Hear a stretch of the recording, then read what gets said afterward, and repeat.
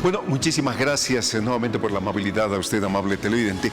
Anualmente el Museo Nacional de Etnografía y Folclore lleva adelante un encuentro, se trata del RAE, que es un evento realmente importante, muy conocido. He tenido algunas oportunidades de participar, o por lo menos de ir allá. Me acuerdo de tejidos, de cerámicas, y me parece muy interesante. Para hablar de este tema hemos invitado a la directora precisamente del Museo Nacional de Etnografía y Folclore, y le damos la bienvenida, Elvira Espejo. Elvira, muchísimas gracias por la gentileza que nos dispensa al visitarnos y hablar de este tema. En este año han planteado un título que me llamó profundamente la atención y que por lo menos nosotros que nos gusta la música, hablar del sonido, cómo no nos va a motivar el hecho de intentar entender qué es lo que están queriendo hacer en esta oportunidad, porque han planteado sonidos, música y espacio, ¿verdad? ¿Por qué nace eso? Es decir, ¿cómo articulan estos tres elementos que tienen singularidades muy interesantes? Bueno, primero muchísimas gracias por darnos espacio en tu programa y bueno, también al canal universitario. Para nosotros siempre es un honor poder compartirlo. Gracias. Y poder trabajar también al favor de la sociedad y más que todo para los jóvenes estudiantes que están preparándose y están además trabajando, digamos, en comprender, ¿no?, desde estas raíces que nosotros siempre hemos venido trabajando. Desde el año 2013 nosotros trabajamos temáticas súper interesantes que giran al entorno de la colección del Museo Nacional de Etnografía y Folclore. El MUSEF alberga más de 33.000 bienes culturales, y lo cual es bien importante hacer estos estudios. Mientras que no estuve ahí, pues no hubo esos estudios académicos. Entonces yo llegué el año 2013 y para mí ha sido primordial porque yo trabajaba en el Museo Británico y veía las colecciones a nivel continental, como continentes muy grandes, digamos, ¿no?, que ha ido a diferentes países. Y algo que me ha impresionado es que ellos empezaban a hacer investigaciones muy científicas, así como para poder comprender desde la esencia, ¿no? Y claro, ellos no han tenido esa facilidad de, por ejemplo, tener el lenguaje como nosotros tenemos en nuestras propias comunidades, en este caso la lingüística, ¿no?, la estructura lingüística, y creo que eso nos favorece harto.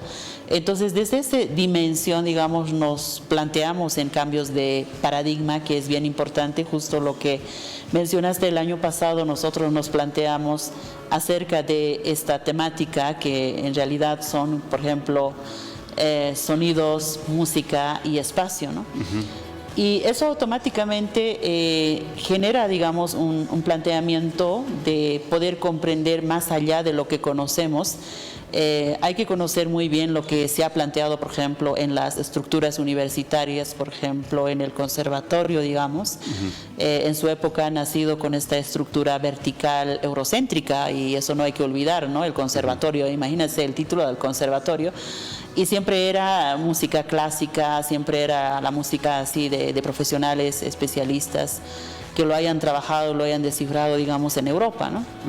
Pero la gran pregunta aquí nace es justamente cómo nosotros comprendemos desde nuestra noción de ser, en este caso como del territorio, porque no hay que olvidar que Bolivia es justamente diversa, múltiple, y además es una diversidad impresionante entre los valles, tierras bajas. Diferentes pisos ecológicos, ecosistemas, ¿no? Ecosistemas que nos ayudan, digamos, a ver esta diversidad muy fuertemente, o comunidades muy particulares, ¿no? Sí. Entonces, en esa sensibilidad, cuando nosotros estudiamos la colección, porque la colección no viene de la clase media alta, viene justamente de las comunidades indígenas, ¿no? La colección se ha podido acumular desde nuestras propias comunidades. Entonces hay instrumentos, hay, por ejemplo, como decir, vestimentas, hay, por ejemplo, accesorios, en fin, ¿no? Hay una gran variedad. Entonces eso nos da una apertura para hacer ese estudio, y algo que a mí me impresiona, y siempre he empezado un poco desde esa esencia de los cambios de paradigma cuando pensamos en términos epistemológicos, filosóficos, que tenemos que profundizar, digamos, nuestro territorio, porque en muchos casos es que ustedes no son una civilización, ustedes no conocen, ¿no? Y cuando nosotros comenzamos a identificar desde las terminologías lingüísticas, pues nos lleva, digamos, a ampliar este conocimiento. Y eso es como nosotros vemos esa conectividad justamente, ¿no? La sonoridad hace eso justamente con la música, porque la sonoridad en este caso viene del paisaje, viene del universo, y luego el sonido es ya cuando nosotros lo ejecutamos, ¿no? Y luego pasa también hacia el espacio, porque ya es el territorio, cómo tiene que bailar en términos de performance, espacios que son los escenarios. Entonces, es un tema súper amplio, porque no solamente vamos a hablar de súper interesante, ¿no? Me estabas haciendo recordar cómo, por ejemplo, uno comienza a sentir los sonidos de su ecosistema en diferentes ambientes. Por ejemplo, recordaba en Laguna Colorada un tipo de sonido, en el altiplano central otro tipo de sonido, en los Yungas otra característica, cuando está haciendo en el río Beni otra característica. Es decir, esa variedad de pisos, de ambientes, tienen determinadas características que en última instancia definen una cosmovisión musical de los pueblos, ¿verdad? Así es, justamente aquí nosotros planteamos 4 mesas bien importantes para poder entender toda esta dinámica, porque la investigación justamente se ha abordado desde esa esencia de la ciencia, como nosotros lo vemos, ¿no? Como pueblos indígenas. Y algo que me impresiona, porque el catálogo tiene 600 páginas, imagínate, eso es el abordo de la investigación que lo hemos llevado. Lo vamos a presentar el 21 de agosto en el Museo Nacional de Etnografía y Folclore a las 7 de la noche. Y bueno, quienes quieren comprar, por favor compren y lean, ¿no? Porque son 600 páginas. Entonces, desde esa dimensión, hablando un poco y entendiendo, digamos, con las propias comunidades, tanto para Aymara y Quechua, es bien importante el pulmón y la samana. La samana es el aliento y el pulmón es la que ejecuta a la samana, ¿no? Samanan kamasap istañani, ¿no? Escucharemos los ajayos del pulmón, por ejemplo. Y eso es súper interesante, porque normalmente viene, por ejemplo, los vertientes del agua y los vertientes del viento, ¿no? Del viento es en invierno y en verano es del agua, ¿no? Entonces, todas estas fluideces, cómo entran, por ejemplo, a los instrumentos, y los instrumentos ya no son objetos, sino son sujetos que van a conversar con la persona, en este caso, quien va a ejecutarla. Entonces, esa conversación de campos de fuerza que une es súper importante, porque nos está diciendo que tú no eres superior, digamos, no al instrumento, sino el instrumento también es guiado por el universo. Entonces, en esa sensibilidad, por esa razón, nosotros planteamos estos 4 entradas, que es bien importante. Sonidos somos, ¿no? Naturaleza, espacio y identidad, y eso tiene que ver justamente para poder entender estos universos, ¿no? Cómo es el sonido, en este caso, las sonoridades del invierno. Cómo son las sonoridades del verano, por ejemplo. Cómo nos conversan los aves, cómo nos conversan las plantas. Porque hay muchos versos, por ejemplo, o rimas, digamos, en las comunidades que se hablan, por ejemplo, la paja brava silba. Es muy común, ¿no? La paja brava silba. Y en muchos casos también los árboles cantan. Antes de ser un instrumento, los árboles ya sabían cantar. ¿No? Es como, además, como conectividad incluso de la producción del instrumento, ¿no? Lo que tú dices, ¿no? Cómo ese sonido es capaz de incorporarse en la ejecución, es decir, donde el ejecutante es el medio para poder hacer la música, digamos, ¿no? Subsumiendo esto. ¿Ustedes han investigado solo en estas 2 culturas o en cuántas culturas? Bueno, hemos entrado igual tierras bajas, hemos entrado los valles, y justamente tiene que ver con esa sensibilidad, ¿no? Por ejemplo, en guaraní, algo que me ha impresionado es, por ejemplo, todas las sonoridades tienen un ajayo. Las sonoridades tienen un alma. Es una persona, ¿no? Entonces, en esa sensibilidad es tan importante, porque te convoca a debatir desde nuestras raíces cómo lo entendemos la música. Porque en muchos casos, desde la formación académica, que está súper estructurada, siempre era como decir más espacio para lo universal. Entonces, ¿por qué lo nuestro está negado por muchos años, ¿no? ¿Cómo debemos fortalecer? Yo creo que es bien importante para la sociedad boliviana, más que todo para los jóvenes, que puedan contribuir con una investigación y que puedan colaborar en poder entender estas dinámicas, ¿no? Entonces, esa primera mesa, por ejemplo, se va a debatir acerca de esos sonidos somos, que es naturaleza, espacio e identidad. Y en la segunda mesa va a ser sonidos sagrados, que tiene que ver con cantos poéticos y ceremonias. Eso tiene que ver justamente con estos cantos, por ejemplo, que se hacía para hacer la apertura de la tierra, para la siembra, para el sol, para la luna, cómo eran estos cantos en la parte arqueológica, que hoy en día ya no está con nosotros. Entonces, imagínense si ellos, por ejemplo, han podido tener una ceremonia para el agua, o una ceremonia para el fuego, una ceremonia para el viento. Es impresionante porque estos cantos hacían estas conectividades con los universos. Por esa razón la lectura también del universo, ¿no?, que me parece impresionante. Y eso nos va a ayudar incluso a poder tener esta autorreflexión, porque hoy en día tenemos este problema, por ejemplo, con el tema del cambio climático, ¿no? Y todo el rato estamos pensando ahora cómo tenemos que reflexionar, ¿no?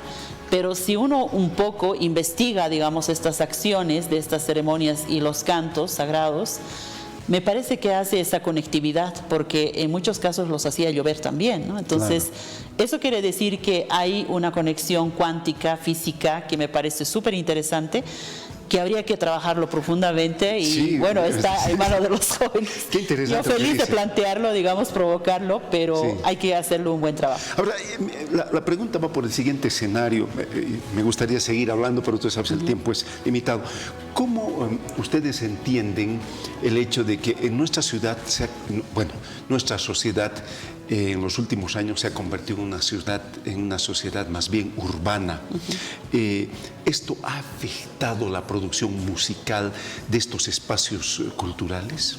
Bueno, lo urbano siempre hace un problema muy serio en este caso, que es, por ejemplo, monoculturalizar, ¿no? Y la monoculturalizar, ustedes conocen muy bien de la estructura de dónde viene y cómo se fluye. Pero también hay que apreciar esta innovación, ¿no?, de los periurbanos, por ejemplo, con el tema del folclore, que es completamente diferente. Claro. No es rural, ¿no? Es un periurbano que migra de las propias comunidades que se asientan, y desde ahí emerge, digamos, nuevas sensibilidades, digamos, de las sonoridades, que es bastante interesante, ¿no? Y luego en la contemporaneidad tenemos, por ejemplo, algo que me impresiona, ¿no? En la ciudad del Alto hay muchos hip hoperos, raperos, que están haciendo en las lenguas originarias, ¿no? Lo mismo pasa, por ejemplo, en Sucre. Adaptación. Sí, con quechua, con aymara, ¿no? Entonces me parece bien en términos de innovación, en términos de recreación, procreación. Me parece súper interesante, pero lo que hay que ser consciente y realmente hay que trabajar es cuáles fueron nuestras raíces, tener una conciencia de nuestras raíces y saltar a estas creatividades. Mientras lo que pasa es que se ignora y simplemente se piensa en la innovación contemporánea y moderna y no conoces tu raíz. Entonces, para nosotros estas charlas es bien importante para que puedan fluir y entender. Por ejemplo, en la tercera mesa se va a debatir acerca de sonidos, silencio y ausencia, ¿no? Sí. Porque silencio y ausencia, justamente, que estas músicas, justamente en los centros urbanos, ha sido negada. La música del pueblo no pudo llegar al escenario como se tiene un teatro formal, por ejemplo. Sí. Y además a esos músicos no se los reconoce, ni se las paga. Pero a un profesional sí muchas veces se le contrata, se le paga. Entonces yo creo que hay una gran autorreflexión de cómo nosotros podríamos fortalecerlo y coadyuvarlo en términos de cultura, ¿no? Creo que es bien interesante. Y la cuarta es ya sonidos contemporáneos, eso es ya con todas las artes contemporáneas y modernas que puede entrar, incluso en términos históricos de lo que ha sucedido en términos de creación, procreación, en fin, ¿no? Yo creo que hay un montón, eso está vivo, lo conocemos, tenemos nuestras fiestas, creo que es más cercano, ¿no? Pero lo que hay que fortalecer es justamente estos vacíos que nunca se han debatido, la parte arqueológica, la parte histórica, las músicas silenciadas de las propias comunidades. Y en esa sensibilidad yo estoy muy feliz, por lo menos planteamos, por lo menos ponemos sobre la mesa que se debata, que se investigue, que se fortalece. Nosotros felices de poder aportar con este catálogo, que es una semilla en realidad que los jóvenes podrían leer y fortalecerlo, ¿no? Trabajarlo en realidad con más trabajos profundos. Tengo entendido que se realiza el 21...